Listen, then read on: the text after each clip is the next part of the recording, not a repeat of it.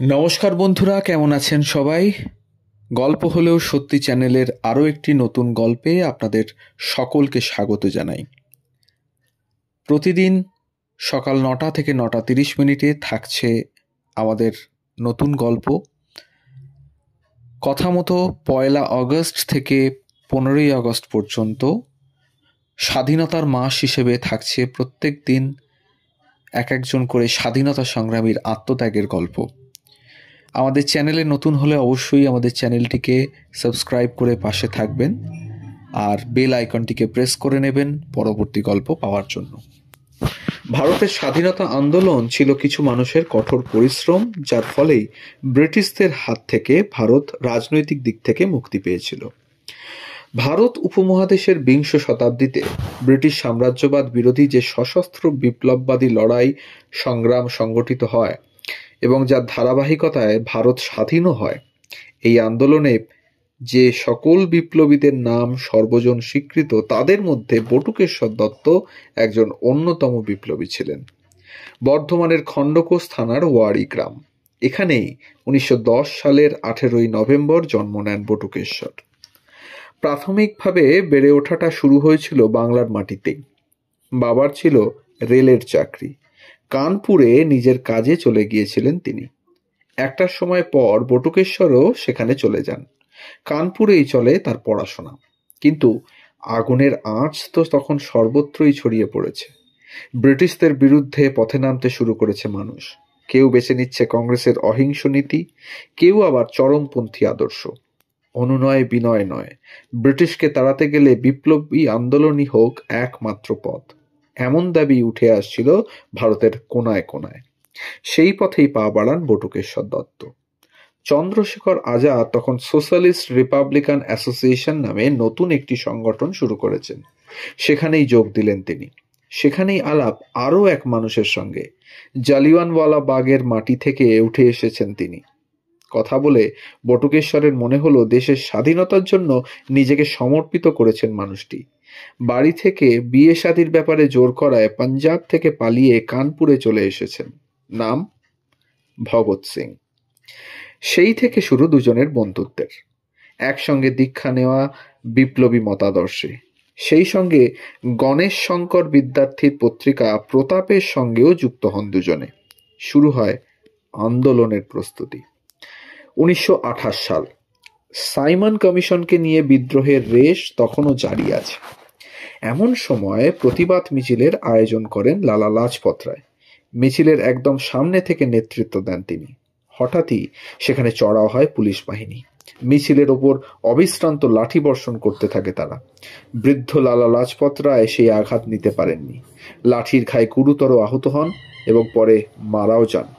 পাঞ্জাবের এমন এক নেতার মৃত্যু মেনে নিতে পারেনি কেউ। অনেক হয়েছে ব্রিটিশদের রাজত্ব, আর সহ্য করা চলবে না। ঠিক হলো সাহেবদের সাম্রাজ্যের ভিত কাঁপিয়ে দিতে হবে। প্রথমে পুলিশ সুপার জেমস স্কটকে মারার জন্য পরিকল্পনা করলেন ভগৎ সিংরা, কিন্তু দুর্ভাগ্যবশত সেই জায়গায় মারা যান তার সহকারী সুপার জন স্যান্ডার্স। যাই হোক, একটা ভুলে আন্দোলন থামিয়ে রাখা যাবে না।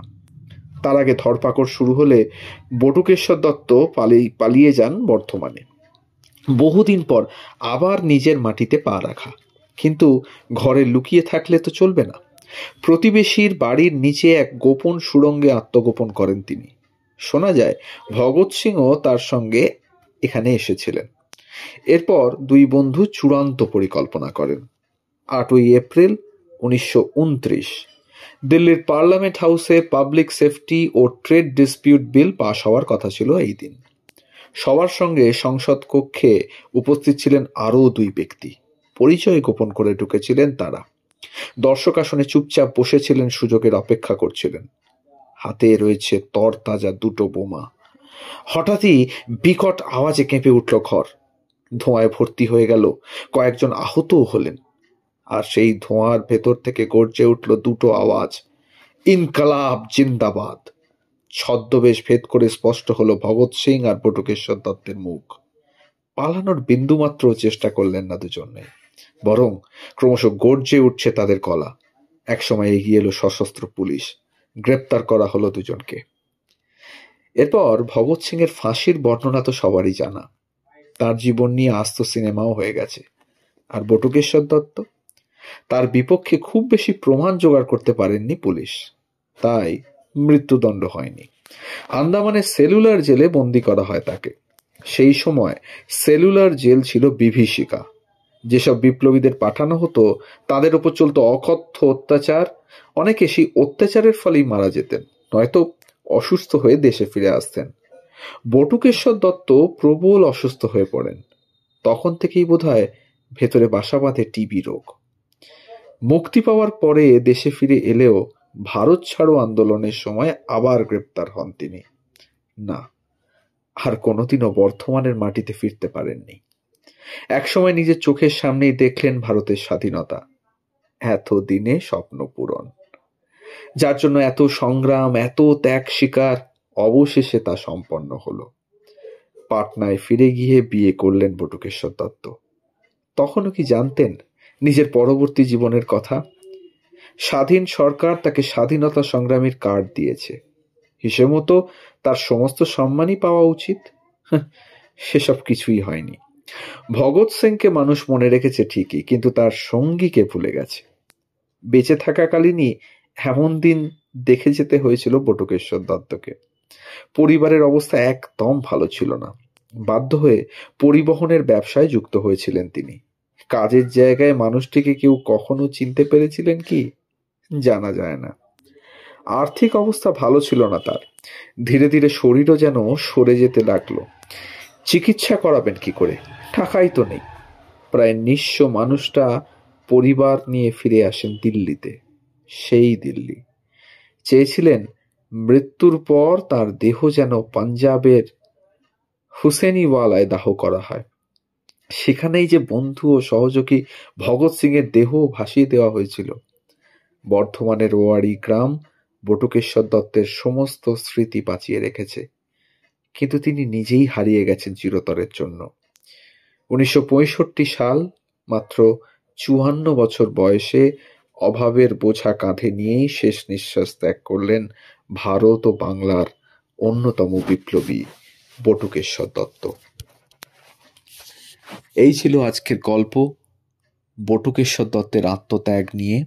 আমাদের গল্প যদি ভালো লাগে তাহলে অবশ্যই কমেন্টের মাধ্যমে জানাবেন কেমন লাগলো। কাছের মানুষদের সাথে শেয়ার করবেন।